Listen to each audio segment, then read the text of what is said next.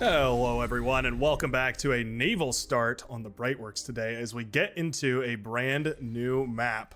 This is a match that was played recently and submitted on the Brightworks Discord channel, which there will be a link to down below. Going to be played on Glacial Gap version 1.1. Apparently an old Supreme Commander map that has been updated and renovated and fit for bar. And well, I'm excited for it. As we take a tour across this map while we meet our heroes, I do want to take a second to thank all you lovely folks who commented about the audio settings. It seems like a trend every, I don't know, month or so that the audio settings get all messed up for these casts. So I do appreciate you guys helping me out, helping me help you enjoy this content just a little bit better.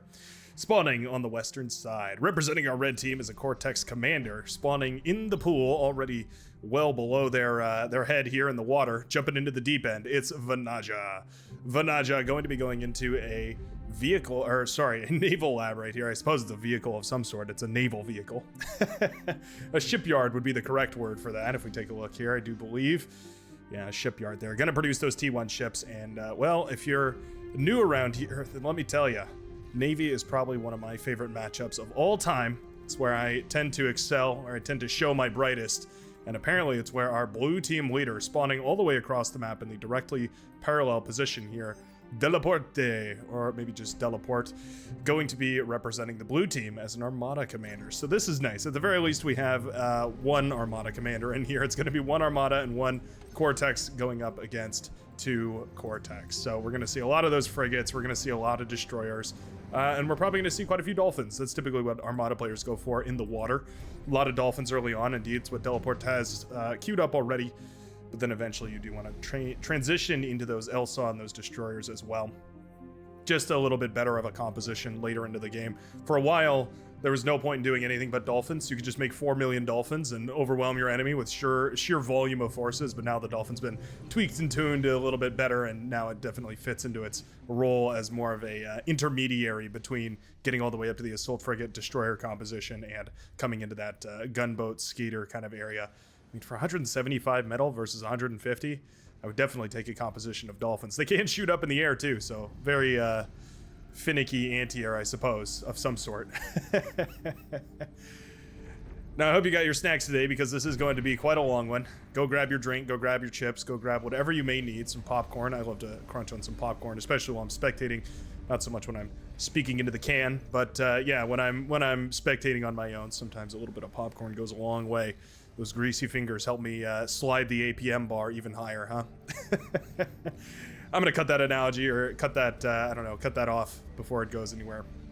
I don't intend it to. A couple of dolphins already out on the field. We did see a rover trying to sneak his way past, but nicely done by Ganymede, going to be shutting that down with some of their own forces. There's a lot of metal to capture on this map. Holy, yeah, talking about 2, 4, 6, 8 for every one of these little clusters of 4 metal extractors right here. Now that's 200 metal you have to put on the field here, but that's going to repay real quick at 8 metal per second. We have some blitzes getting engaged in a little bit of a battle here, but the surround bonus is going to be monumental. That was a perfect highlight of one of those things that I'd like to talk about a whole lot, which is that more units trades exponentially more efficiently. I don't know if it's exactly exponential, but it trades much, much more efficiently than you would expect, right? Where we saw 3 blitzes going up against 2 blitzes, but one of them came in from the back, and because of that surround bonus, that blitz was essentially acting like a 4th blitz. It was acting as 2 blitzes instead of 1. 190% blitz, if you can believe it. And that means that, yeah, that was effectively a 4 versus 3, and you can see just how efficient that was now, where these units are now suddenly all alive, and those other blitzes are lying in ruins somewhere over here, yeah. It's a very good example. Those are the little things, right? Those are the little details that the pros have mastered, but maybe some of the lower true skill folks have not. I would say this is about in the mid-levels as far as true skill goes. We do have some players that are getting up there. 32, that's right around the true skill that I linger around at, and 48, that's well above my head here. So we've got quite a swab of different true skills here. It seems like the red team has the overall slightly more true skill endowed team. Although I will say, we do have some very experienced players on the blue team, so maybe that has, maybe that'll be an interesting matchup. True skill versus experience. Who will win? As kickers, as kicker. Oh no, it's probably as kicker New Zealand. Yeah, that's probably what it is. As kicker New Zealand, going to be transporting the commander over here. It's a bold move, but establishing a little claim on this island here, this little, I don't know, embankment, this little beachhead. Could be pretty nice. Set up a little bit of laser towers over there, maybe set up a hovercraft lab, maybe even get into the water here as another commander hitting the high seas. Wouldn't be the end of the world. It looks like for the blue team, we do have the green commander going into hovercraft, so that's quite nice. Going to be trying to hopefully break down some of those torpedo launchers. It's one area where the hovercraft really excel, is taking down those torpedo launchers so that boats can move on through without taking a brutal beating upon their hulls. Hovercraft just very expensive. So you have to balance that, right? It's like a more expensive version of the bot lab, and the bot lab is already pretty expensive to fund. A little bit of a split economy situation going on here. I suppose it makes sense. We've got one player in the back here. It looks like Kronar is expanding with a couple of constructors as well as pumping out a whole bunch of units, trying to help out with the forces of Alatan or Alutan. Either way, going to be helping the yellow player is the pink player, setting up some defenses here as well. That's quite nice. This is actually really cool. So I feel like what we might have seen in a different game, in an alternate universe, is something like this, where we do have a tech player and maybe another tech player or an air player perhaps, but it looks like air is down here. Man, that's kind of cool about this map. You really do have a lot of variety here. Looks like Rexy is going for a T2 lab of themselves. I don't really like that. I think probably they should just buy a T2 from somebody else. It's going to be a whole lot cheaper and get that T2 economy up and running a whole lot quicker. As Kicker's now forced to go into some light laser towers as there are some hovercrafts, goons specifically, out and on the prowl, looking for anybody that they might be able to snipe. Sentient Waffle doing a great job with those hovercraft and also capturing a lot of these metal extractors out in the high seas. You got to remember that on the high seas like this, the only thing that can actually kill any of these metal extractors are destroyers or submarines. You either need a depth charge launcher or a torpedo launcher in order to actually do any kind of damage over there. So when it comes to that, it can be really difficult to do early game damage because you basically have to pump out a submarine. The destroyer is just too expensive, at least early on, and it's also way too slow, right? There's very low odds that you're going to be able to sneak a destroyer into your opponent's base, much less so a submarine. Big old run by up north here. This is quite nice. Yeah, okay. Whole army of grunts over here. We have 17 grunts, and I think if these wanted to, they could probably focus on that commander, but really, I think it's a good move to just run them on by. I mean, what would sniping the commander all the way back here really achieve? If you just lose all the grunts, then it's really only going to mean that the commander has free reign to, well, other commanders that have free reign to go eat up this wreckage, right? Resbots are going to eat it all up. Everything is going to eat it all up. I'm not sure if it would have been worth it now. Shuriken's making this a null battle. Null fight on the front lines here as, yeah, all those grunts get paralyzed right there and made short work of by the forces here of Hemorrhoid as well as Ganymede. Nicely done by the air player, keeping a sense about what's going on the map here, trying to make sure that at the very least there's a good amount of attention spared all over the place here. Feels like capturing this area would be really determinant to who's going to be able to win this match here. There's a geothermal as well. That'd be really cool if we could build, but I'd love to see maybe some beamer turrets or lightning turrets coming up here first. It does look like Ganymede is going to set up a defensive front over here. That might deny maybe one or two of these metal extractors, but that's another 3 or 4 that are going to be in the hands of the red team here. Got to be really careful about how much ground you're really willing to give up, because eventually that positional advantage can mean the end of your team. Compounded interests. Here goes a big blitz run by, trying to break through into the back line here. There is an LLT, and I think it's going to blast apart a couple of these blitzes before they can get to the back lines. One of them does make it a little bit further than the rest, but I think it will meet the reinforcing forces, and down goes the blitz. Nice little volley there from that Janus. Excellently done. Meanwhile, trading blows up north here. We do have a whole bunch of those whistlers firing away from long distance. Oh, shredding apart all those aggravators there. A lot of them are really low health. They're perfect targets for those whistlers. I bet those missile trucks have been firing away for quite some time here, to the annoyance of the Tan player, no doubt, who's just had to endure the barrage because they don't really have those bots, the speed in order to catch those missile trucks, but they also don't have the range either to contest them. It's a tricky battle to go for, and I think Jonte has done exactly the right decision here. Going into a forward vehicle lab to start pumping out some artillery, some missile trucks of his own, start transitioning away from that bot army and going into more grunt support on the back of a vehicle-based army. Go for those medium tanks, go for those Wolverines, go for those Lashers, go for anything that you can that just has a little more armor plating, going to be a little more resistant to this Lasher harass. And I think eventually that's going to end up working out quite nicely here. Beamer turret has been thrown up. Do we have any build power? We do. We have a nice little construction turret, so that's quite nice. At the very least, going to patch some things up here. Maybe. Hopefully. Yeah, we're working on it. Front line is being established and installed wherever it can be. Oh, beamer turret does go down right there. It's an important snipe. that beamer turret is allowed to get too much value out, it really can change the tides of these things really quickly here. Loads of aggression over on this side. Looks like we went all the way up to destroyers pretty quickly here for the blue player. I guess when you have this much metal coming into your base, you really don't have to worry too much about it.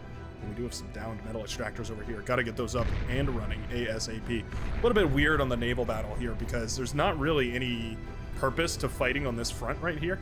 You might as well just build a big frontline defense back here, right around here. That way you're kind of locked down. Fighting over here, there's not really very much metal. You're essentially just fighting for the wreckages of your own army. You should almost always have some res subs underneath your own boats, eating up whatever metal floats down from the surface, like the crustaceans of old. There go the robots, mimicking the natural systems of the world. All the bodies float to the surface and fight until they die and then sink back down as delicious metal scraps. There we go. Finally, some res subs coming to the rescue here and going to try and, at the very least, eat up as much of that wreckage as possible here. A lot of frigates, and the submarine's going to have a field day tearing apart those. Actually, yeah, we're all frigates here. A couple destroyers here and there could certainly do some significant work. I'm liking this submarine here. Only one confirmed kill, but I'm sure that it's done a tremendous amount of damage right now. You got to look out for that destroyer. Destroyer will certainly take down that submarine fairly quickly here. That submarine just get 2 kills right there? Did that torpedo just snipe 2 frigates in one? That's impressive. A little bit of a pause right there. Big old blitz run by, and these blitzes are jumping right on top of a whole bunch of missile trucks. That's a perfect place for them. They're deciding to run past, though. You know what? I think I would have been satisfied trying to shut down this T1 army here. They are eventually going to be phased out as T2 starts to hit the front line, but shutting those down might have been quite nice. That is a lot of vision that those missile trucks do contribute here. Not a bad idea to shut those down whenever you can. Yeah, it looks like Luton is moving his forces up north here to try and save his teammate Jonte, who is falling rapidly to the vehicle forces that have just been amassing and amassing and amassing, and all that cumulative pressure has just led to the collapse of his lane. He has a lot of build power on the front line, maybe a heavy laser turret or something like that. He's got a lot of metal floating around in the air right now. Looks like there was a little bit of a run by, so under a lot of pressure it would seem. T2 is queued up. Looks like we have, yeah, there he is. There goes our hero, upgrading to T2. Lyrical barrage aside. Big old missile truck wars. These are always so awkward. Neither player really wants to engage with their missile trucks because it's just inefficient trade across the board. Nobody's really losing any units. Nobody's really gaining any ground. It's just everybody scuffing each other up, and then eventually one player will collapse all at once as 4 or 5 or 6 of their missile trucks start to go down because they've been scratched up, and then whoever that player is just loses the fight all outright. It's a very, very awkward matchup. That's why I like this T2 transition quite a bit more here. Gotta be careful. Those missile trucks really can pack a punch if you let them, though. Blitz is certainly feeling the sting. I hear laser beams. Ass kickers, as well as Sentient Waffle, going to be duking it out fisticuff style. Looks like Sentient Waffle has done a great job of pushing through this area, using those hover tanks as well as the commander itself, even a coastal torpedo launcher here. Trying to gain some ground over on this side. Very nicely done. This hovercraft firing away at whatever it can. Can that shoot at the... Okay, I didn't think so. I think that water's deep enough. I don't think that thing can shoot at the underwater metal extractor there. That'd be quite funny. That'd be a tech that I've never seen before. This is what I'm talking about. Fighting out here on the high seas, I mean, it's nice if you can kill the enemy's army, but oftentimes it's a really difficult task to gauge. Ooh, looks like we had a commander snipe right now as these T2 are starting to march forward. Those are hounds accompanied by a whole bunch of T1 here, and it does look like it was Kroner's commander going down right now. The red team has actually lost a player. It looks like somebody dropped down. I'm guessing that's what that pause was earlier. Now those Mauser are out on the field. And once those Mauser get out in significant numbers, they really hold this push nicely, especially against missile trucks. They're almost the direct antithesis to the missile truck, the perfect shutdown scenario. We are rapidly into T2 here. 13 minutes in. For a for a pro game, that'd be pretty slow, but I feel like that's reasonably fast here. At least the propagation, anyways, has been decently quick, and now we see T2 starting to hit the field in all sorts of shapes and sizes. I'd love to see some spider bots, by the way. A couple of spider bots crawling along the big old mountain passes over here, and then just popping up in the back line, doing a whole bunch of damage. Oh, don't tell me. Tell me you wouldn't be happy to see that. I think that would be a pretty cool play right here. Oftentimes a little bit tricky to figure that out while you're actually playing the game. Oftentimes thinking in the game, mid-game, is not the easiest thing to do. You like to come up with your plan pre-round and post-game, but maybe we could see it come out here. Especially from one of these backliners, right? Like, I feel like the Maroon player could certainly go for it. Going for an Aphis. No metal in the bank. Could eat up the T2 lab. I don't think it would finish it up. Maybe, though. Maybe if we eat up the windmills as well. It's possible. That Aphis is a huge power spike, but also getting there is a significant challenge. This is nice. Our red player, Vanaja, is eating up all of the wreckages that are dropped out of Zadi's navy right here. It's a very efficient form of recycling, and it is keeping the orange units afloat while also pumping out more and more for the red player here. It looks like the green commander going down right there for Senshi and Waffle. Nice little pick for those destroyers over on the southern side here. Trying to deal with that coastal torpedo launcher. They will get it. I think it's going to mean that Ass Kickers can actually, or Ass Kicker in New Zealand, NZ, can go reclaim that little southern section over there. Torpedo launcher, never knew what hit it. This is looking like a naval victory here eventually for the red team. Now, we do have T2 up, and it's hitting the field, but we're throwing it away. Oh, no. Buccaneer thrown right into the front of this line. Buccaneer not very strong.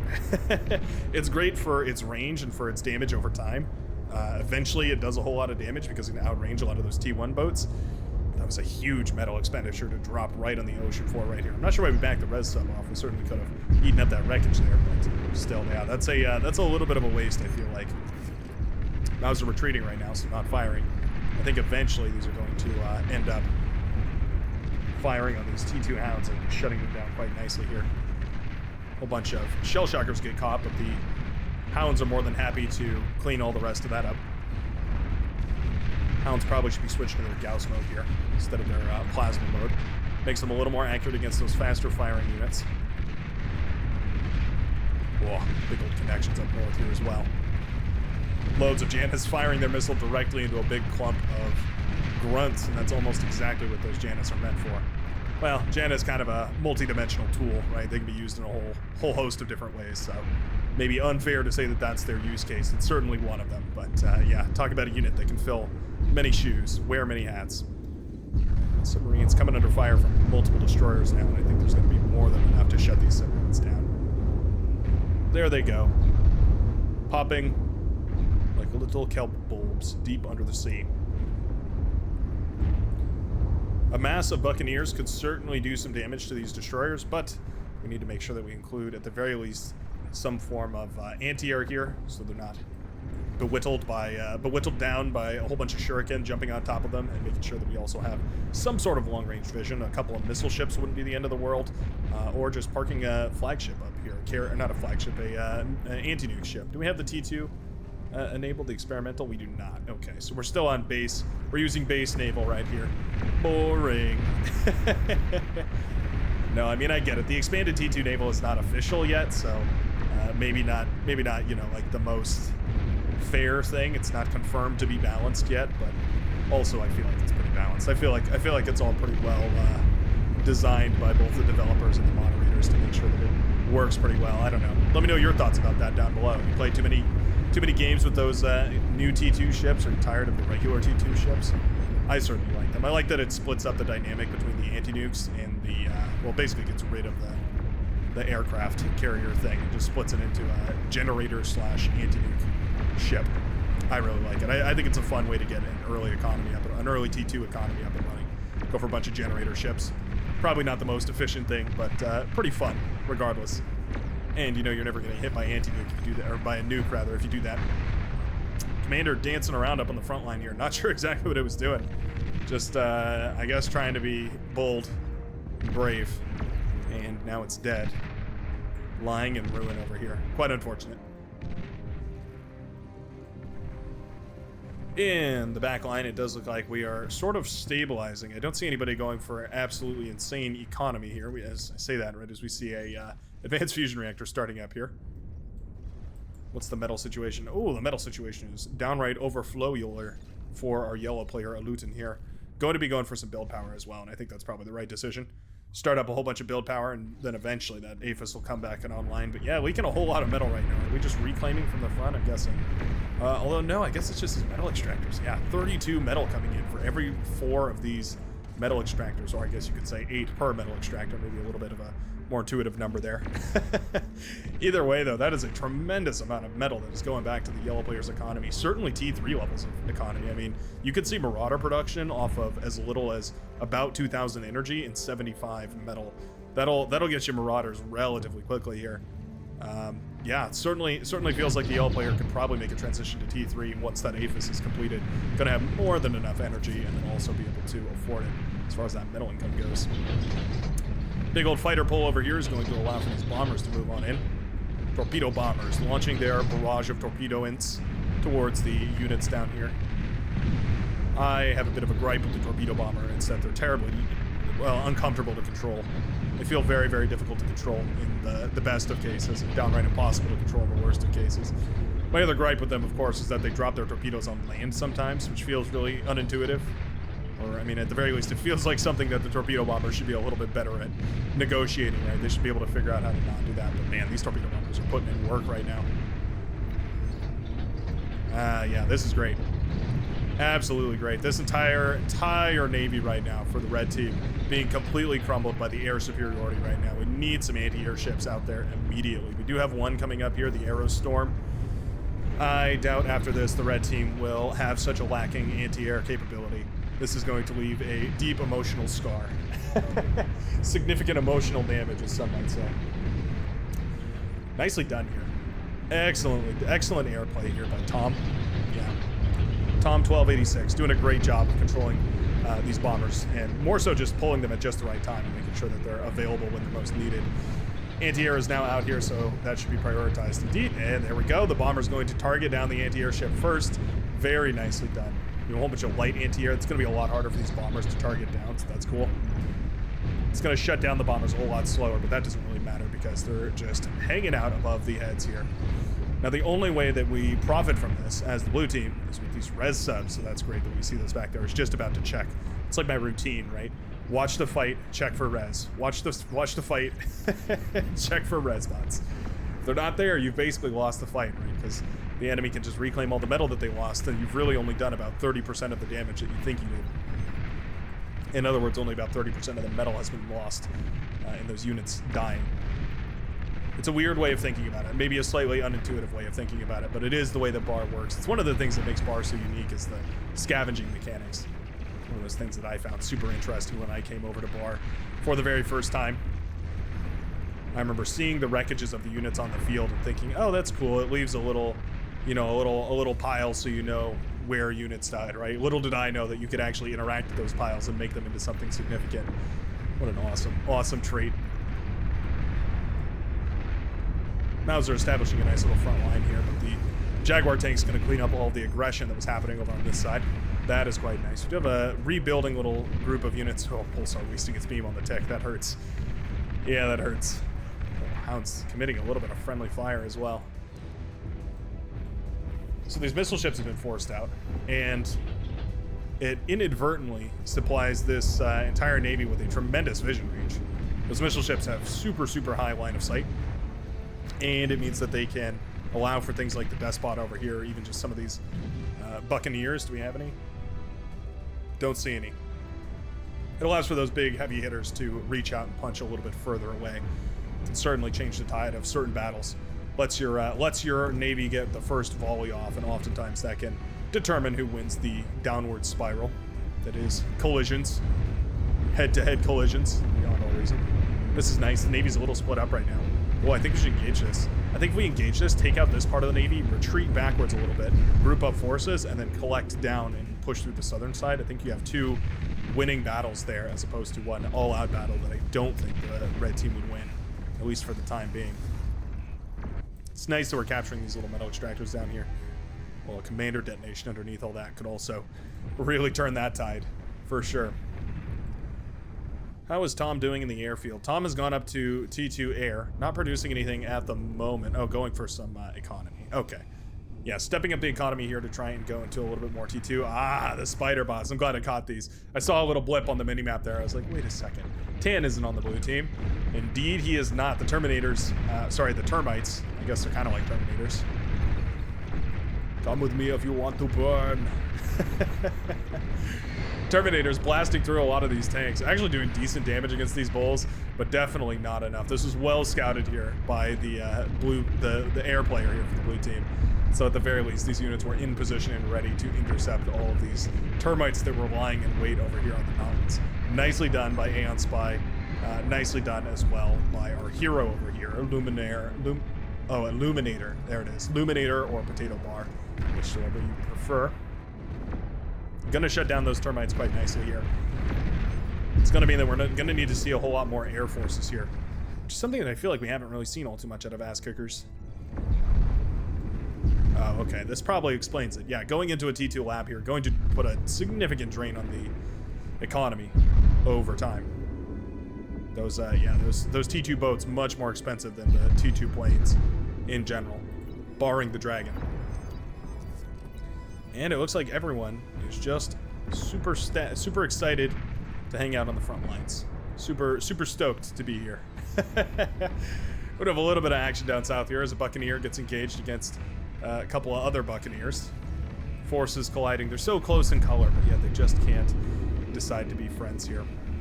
We do have a T2 constructor here going for some of those metal extractors, but also built a whole bunch of those advanced torpedo launchers. And if you didn't know, those things do a huge amount of damage, a ridiculous amount of damage. They just can't see very far, which is why this pinpointer here, rather the sonar station, is very, very important.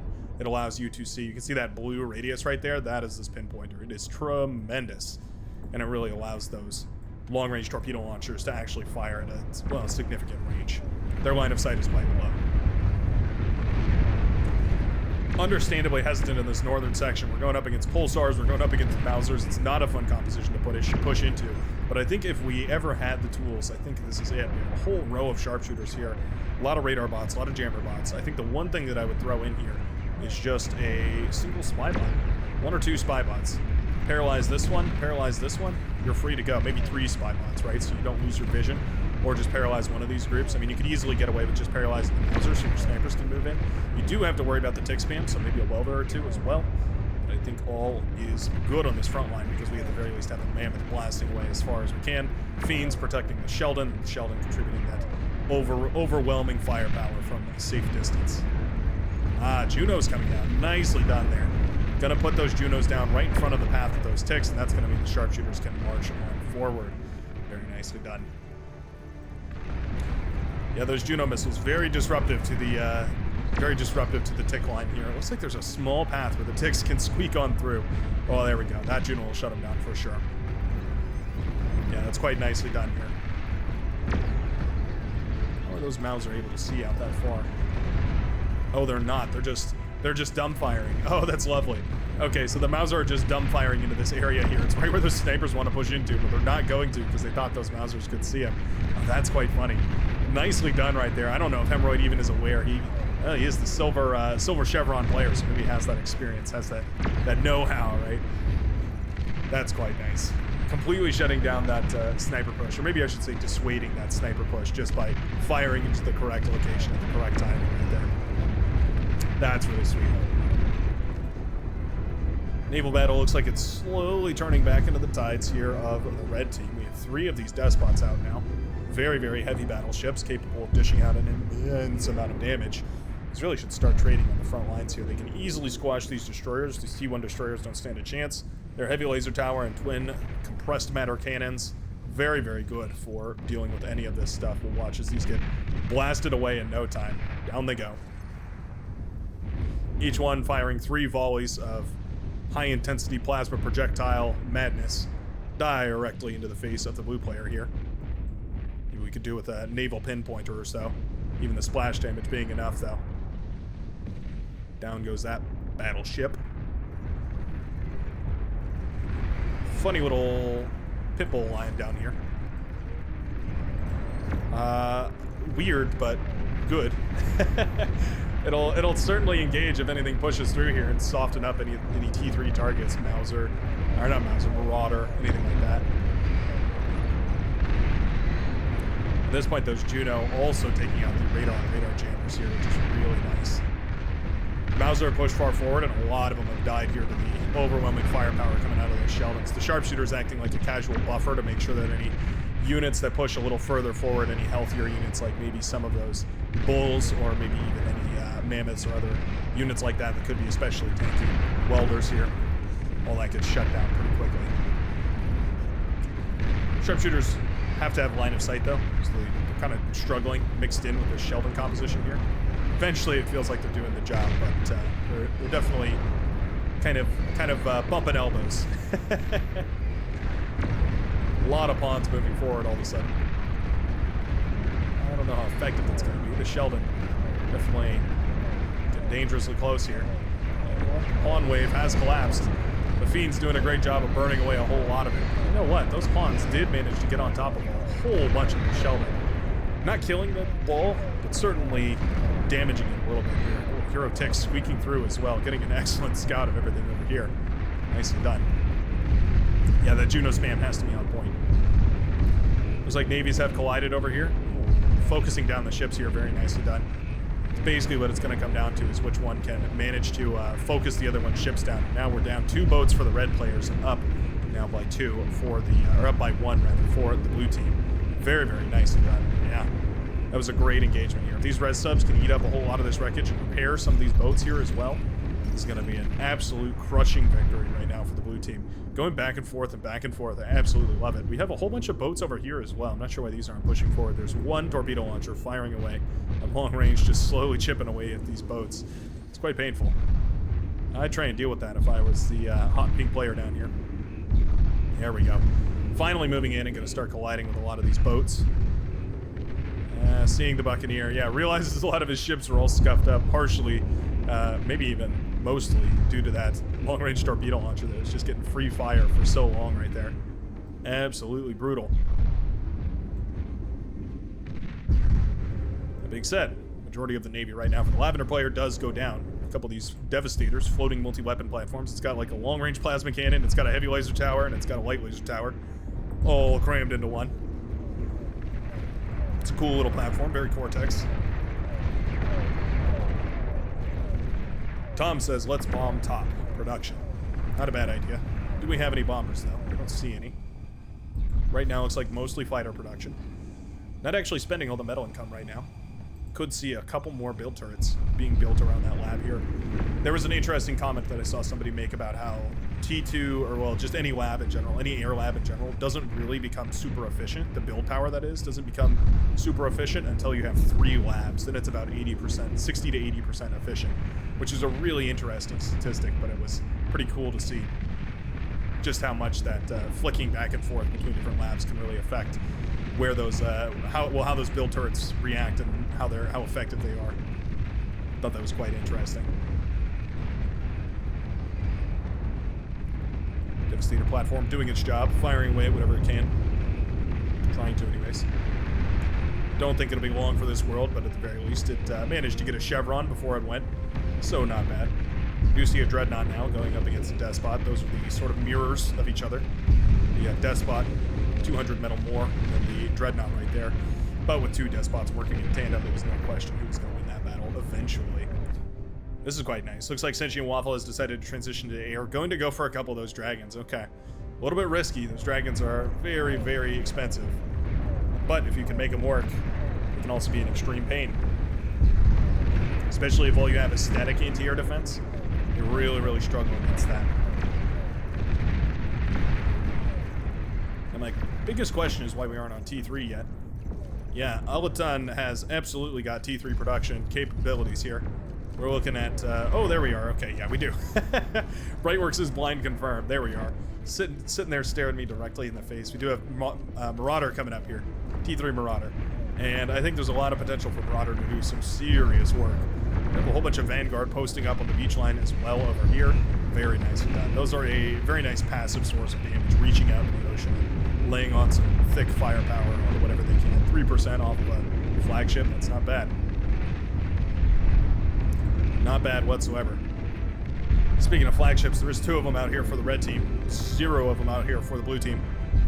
Flagships are sort of the pinnacle. It's one of the reasons why I feel like a lot of people shy off Navy, is that flagships are an extensive waste of metal, but also sort of the pinnacle.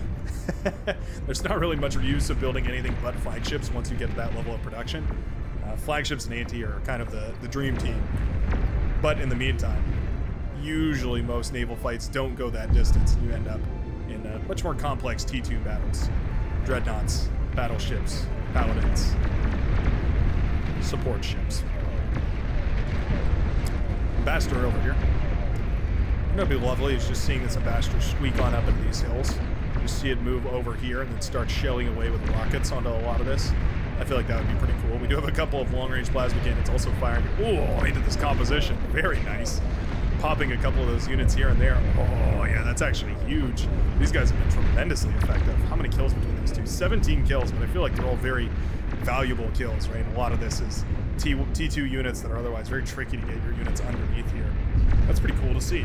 We don't often see those used as a frontline barrage type of artillery piece, but that's certainly cool to see them used in maybe a little bit more of a creative way here. Techs are starting to make it into the Juno fields over here.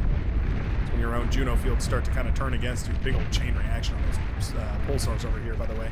Starlights, rather.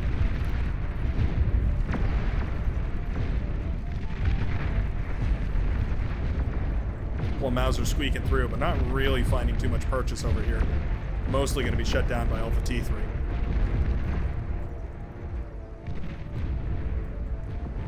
These capital ships have an entire army underneath them, dedicated to keeping them nice and healthy. It's going to be very difficult to kill those bad boys when they're receiving health per second here as they get repaired from underwater forces.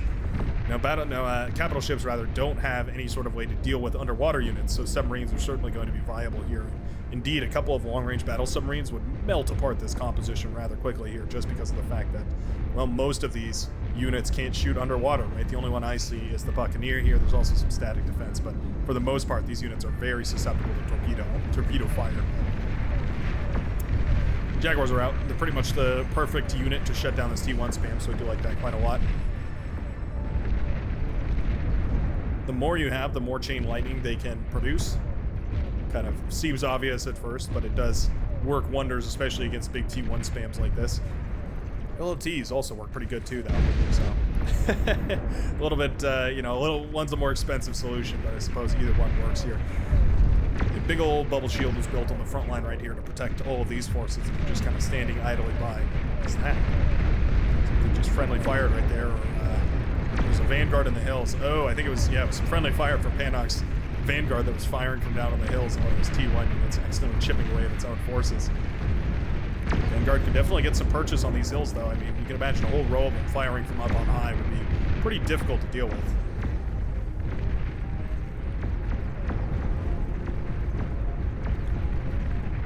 Marauders are headed out now. 30 of them. A whole bunch of Junos headed out as well. Tracking those across the sky.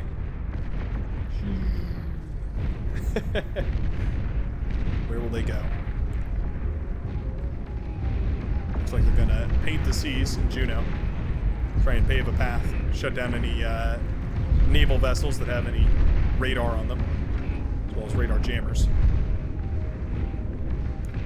Capital ships blasting their way through over here. Not worrying about the damage. They can always get it patched up by their little repair force under the water here, which is quite nice, I have to say. Bit of an interesting place for the economy, but maybe running out of room back here. Yeah, things are getting a little cramped. Why not use the high seas? The wide open seas. Now, I feel like we have significant T3 forces right now for the blue team. Luckily, these Marauder are popping up right about exactly pinched between a whole bunch of Paladins that are able to shoot them underwater and a whole bunch of T3 forces, specifically Razorbacks, which are going to be able to carve them apart on the land. It's a warfare. It's a hellish place to pop out of the oceans from. It's the D-Day landings all over again as we watch all of these Marauder carved apart here. Beautiful bombing runs as well, blasting apart these Marauder, turning them to scrap metal. I suppose the silver lining here is that for the first time, the red team is aware of the forces that are at play here for the red team. Where's the anti-air here right now? Oh, no. Oh, there's no anti-air available for these red ships. There we go. Aerostorm's finally moving into position here. This bomber's got a tremendous bombing run off. I don't like these gunships moving forward, though. Yeah, they're not really going to be able to get too much value. The dragons, I mean, they'll last a whole lot longer, which is always nice, but they will be blasted into the skies eventually as well. Is taking down one Black Hydra worth it for that entire engagement? I'm not convinced. Maybe if we could snag a second one and eat up the wreckage, it would be well worth it here. Blue, lacking in res subs right now. These are kind of struggling to try and figure out what they can and can't eat. You're not allowed out of the water, you silly goose. Silly fish is a better word.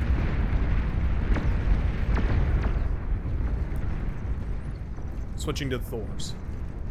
Not a bad idea. I think Thors are going to be quite nice here. A lot of anti-air vehicles as well, by the way. If you're ever wondering how you can help your team, you're kind of playing in a back roll position and the front lines look relatively stable and you're not sure exactly what you can do to contribute. It seems like somebody else is kind of on T3 and somebody else is already doing air. And one of the things that you can always do that teams will be almost eternally grateful for is just going into T2 vehicles and making a whole bunch of anti-air vehicles and putting them all over the place. Almost never is that a bad idea. Here comes the Vanguard. And here come the bombers to answer it. These T2 bombers pack a punch. Oh, and down goes the Vanguard, just like that. It's pretty brutal. This Vanguard, we're hoping to get some work done, but I think they overstayed their welcome there. Overstepped, that one did, certainly. These ones also going to face the bomber wrath over here. Oh, we're going to get a 2-for-1, a nice little 2-for-1 with that bombing run. And we're turning into a concise little bombing run on the other side of the map here as well. Always very epic to see. Oh yeah, the flak is pretty thick here though. Those bombers are pretty grouped up as well. Yeah, those flak trucks make this very, very painful to push into here. A lot of those bombers falling out of the sky because of those flak trucks here, trying to stay above it all, but there's just no way. Oh, yeah, those bombers. I don't think they're going to get much purchase over there. You can see Tom1286 says OMG in the chats. Yeah, that was a brutal loss right there for the Air Force, suffering torrential flak fire right there. I mean, the red team was well prepared. You got to give it to them. They were well prepared for that kind of attack, and they turned it into a much appreciable trade. Tom now going into a whole bunch of T1 labs. Going to go for a whole bunch of constructors here. Wonder if we have anything cheesy planned. Probably going to try and put a Ragnarok or some sort of, high-powered cannon up on a hill here. Sorry, I'm getting distracted by these scuttles. We have a little underwater warfare over here. Underwater suicide bombers. Looking for whatever they can. I think they want to go touch base with a whole bunch of those, touch base on a whole bunch of those units over here. Oh, we have a lot of scuttles coming out here, actually. Oh no, these are bed bugs coming out. I mean, we do have a whole bunch of scuttles here. You know what? This could be really effective. If you blow up all these underneath the flagship, I think you probably could actually kill it. Scuttles are hilariously powerful. Oh, you don't want to chain react them though. Oh no, they did pop in a chain reaction. That is brutal. Well, probably not getting the exchange that they were hoping for. Not the end of the world.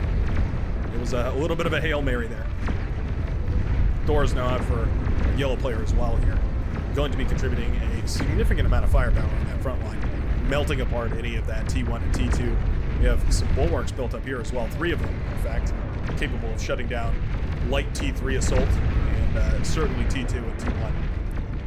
Pretty much ineffective as this T1 spam here, so I'm not quite sure how much longer we're going to want to keep this going. Either switch it back over to Ticks while there's no Junos out, although it does look like there's basically constant Junos around this field, or just switch it off and go to T2 production.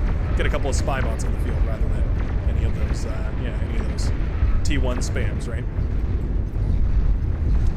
Juggernaut out in the water, trying its very best to dissuade many of these forces from pushing in here, acting basically as a glorified radar dish. It's a radar dish that gives you line of sight because it just doesn't care about the damage that it takes. But also, of course, if you manage to self-destruct this thing in the middle of this big bunch of forces, it is certainly going to pop a whole lot of them and take them down to Davy Jones' locker right alongside it. Not to mention its March beam that it fires is pretty dangerous as well. Got to be careful about that thing. Does a lot of work. I quite like it, yeah. I mean, using the Juggernaut to counteract the flagships feels like a little bit of a weird play, but yeah, I guess it's working. Massive host of these underwater Krakens here, the torpedo, long-range battle submarine torpedo launchers. Very, very nice for shutting a whole lot of this down. There's some ducks underwater here as well. You can see those torpedoes just ravaging everything over here. Everything they connect with just melts away in 1, 2, or 3 shots.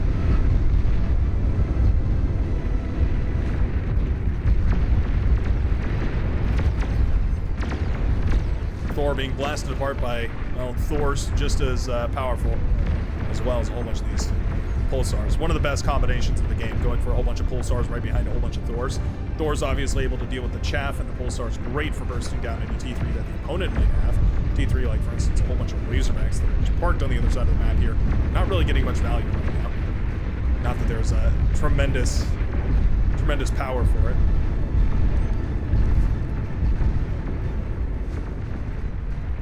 Somebody just noted a lol cannon. Oh no. That's not quite what that is. Not exactly a lol cannon. It's close. It's a lol cannon if you're a T1 fighter, but other than that, no, it's not quite a lol cannon. Are we going to go for a lol cannon of our own bank here? I do see the constructor production has not slowed down. Well, it's been turned off, but it's up to 81 at this point. We can see as high as 100 or so easily when we start to get into these late game scenarios. Razorback's finally jumping forward here to jump on top of a lot of these Thors. Oh, but the Thor trade so effectively against Razorbacks. Blasting them apart one by one. Did no Thors go down right there? Oh, that is brutal. So brutal to see your T3 units get blasted apart and didn't even get an effective trade. That really hurts quite badly. A stinger, to say the least. Mammoth's pretty good at engaging Razorbacks, actually. Often had this discussion of how does Cortex deal with that early T3 influx. Their Armada uses sharpshooters and pulsars and starlights and all these high-power weapons. The Cortex faction uses units that can simply ignore the insane damage the T3 units put out. Units like, for instance, the Mammoth that they can field and easily put out in front there to dissuade any T3 units from moving in because their lasers seem essentially ineffective. There's a massive pile of corpses over here, though. It would be lovely to see those trying to be eaten out here. Maybe even just a not a res bot, a construction tower on the front lines here just to try and eat up some metal. Might not be the end of the world. Juggernaut went to the spawn, got its paint refreshed here. All the chips and cracks have been taken out. Are we eating? We're eating instead of resurrecting here. A lot of that metal is being fed over to the team. Not the end of the world, as the blue team does appear to be on the back foot. Pulling in about 1.6 thousand metal. The blue team is pulling in 2.3, which is tremendous. Going for a little bit of a lol cannon. Gonna be trying to build a Ragnarok here. It's gonna be a Maroon player. Yeah, I'd say that's probably sufficient economy for it. Trying to build that lol cannon. It does take a while. 2 minutes and 42 on that one right now. That's without stalling. And it's oftentimes difficult to build one of those without stalling. Has the blue team seen it, though, is the question. Nope. They're blissfully unaware of that massive cannon being built right outside their doorstep here. If this thing comes up and online, what would be its firing range? Basically, this entire front line would be at risk. Not going to be able to clear out the back lines, but it's not like there's any tremendous static defense in the back lines here anyway. So once all this T3 is dealt with, once all the static defense is dealt with, yeah, there would be basically no contest in this entire army here for the red team to be able to push on through. Naval battle over here is still hotly contested. That's a lot of destroyers. I don't wonder if those might be able to push on through. Loads of bombers also shutting down some Shiva that were sneaking on by. Whoa, that is a hellish choke point to push through as hundreds and hundreds and hundreds of bombs descend from the skies. More bombs per capita than air molecules. That's not a fun place to be if you're an enemy Shiva. It was a good idea right now, but I just don't think the Shivas had it in order to push through that little choke point there. Now, it is a nice scout for Venatia that there is a tremendous amount of bombers out and available, so anti-air should take a tremendous precedent. However, there's a huge amount of flak all over the place here, and even starting up some more. Don't blame them after that much bombing. But yeah, this flak is heavy. Can this fire over in this distance? Just barely, maybe. Oh yeah, it is gonna be able to fire. Oh, yeah, that hurts. Kind of. Well, when they fire, it hurts. Oh man, you know what? Yeah, that's really chipping the armor on those bombers, though. There's a crazy amount of them. But man, yeah, it is really chipping the armor on those. Flag turrets up on this hill as well, doing a great job of dissuading these bombers from going in this direction. Oh, so many of them going down right here. Hundreds of kills on all these flak turrets as we watch all these bombers come down. Oh, yeah, that hurts.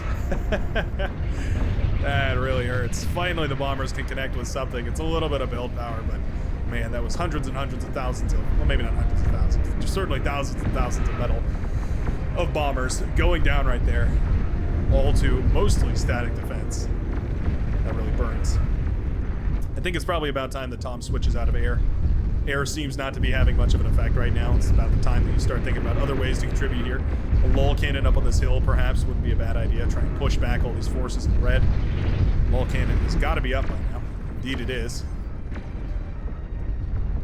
There we go. Building some shield bubbles to try and protect this thing. I think that's probably a pretty good idea.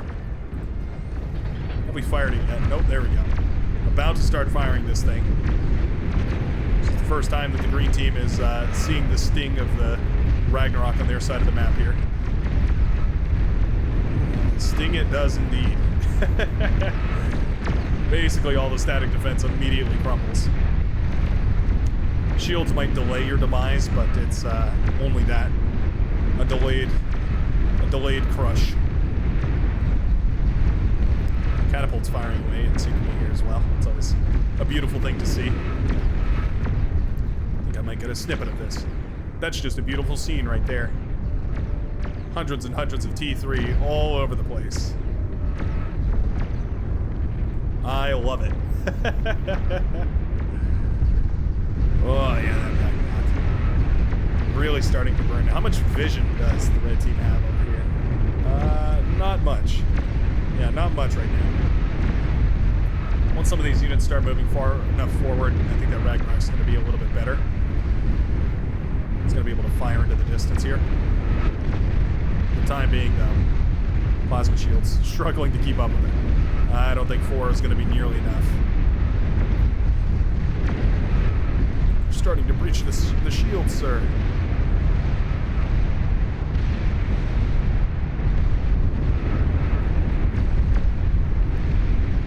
Titan push over here. Well, big old. It's 2 Titans. Is that big at this point in the game? Doesn't really feel like it, does it? Both of the Titans going down. Catapult's still putting in a withering amount of fire on these Juggernauts, though. That is quite nice. Normally, Catapult's not specifically great at single target damage. However, the Juggernaut tends to be a big enough target that the Catapults can actually burst it down really quick. I think it's about 7% damage that they can do to a Juggernaut per volley. Yeah, it's quite something. Here we go. Starting up a Calamity rather, up on this hillside. Gonna come up in 2 minutes here for our Cyan player. Oh, this might just be a little too late. There's already so many ships out here. And I think as soon as this gets spotted, it's gonna be blasted down immediately by forces from the red team. The Juggernaut already blasting away at a whole bunch of these things. Yeah, I think this Juggernaut has exactly the right idea. It's going to walk into a whole army of bulwarks, but I don't think it's going to matter because by the time that those things are firing at the Juggernaut, it's going to be way too close. And in death will it serve. A nuke managed to land over here right outside the anti-nuke player. Not quite close enough to scratch up the mole cannon here. Definitely very dangerous. But as predicted, we can see this mole cannon starting to, well, actually it's kind of spraying it all over the map here. Nobody is safe from the wall cannons. Ricochets off these shields and directly into the back line, all over for the blue team. Meanwhile, some Kargis have pushed up into these hillsides. They do have a little anti-air missile on their back as well, so they're starting to shoot down these bombers that were harassing them. Oh, and a nice little chain reaction right there. Sets off the base for Hemorrhoid. And I don't think it'll be all too long before we see everything on the blue team's side of the map start to go kapla. Battery banks, metal storages, you name it. Those Karganath are more than happy to eat it up for breakfast. And then ask for seconds. I wouldn't mind seeing a little bit of a splitties here. Try and pop all these using as few units as possible. Well, there we go. Not gonna matter. Only one will it take, and that is the entire northern board for the blue team wiped off the map right there. Excellent work from those Karganath. Obviously, the using the hills to your own leverage makes a whole lot of sense on this map. Juggernaut did go down over here. I'm surprised, actually. I really feel like those bulwarks wouldn't have been even as effective as they were, but with 2 more Juggernauts walking through, that side would have crumbled shortly after, and I think that's one of the reasons why the blue team decides to tap out here, meaning that the red team will seize victory in today's matchup beyond all reason. What an exciting one to show off this this new map, huh? Very, very cool. If you enjoyed today's cast, you can always show that by, well, interacting with the video down below. Leave a like or a dislike. Let me know how the audio is this time. It's an iterative process, and I do rely heavily on your guys' input, and so I do appreciate it very, very thoroughly. Other than that, though, I just hope you have a great rest of your day, and I will see you in the next daily Beyond All Reason video. Peace out, folks.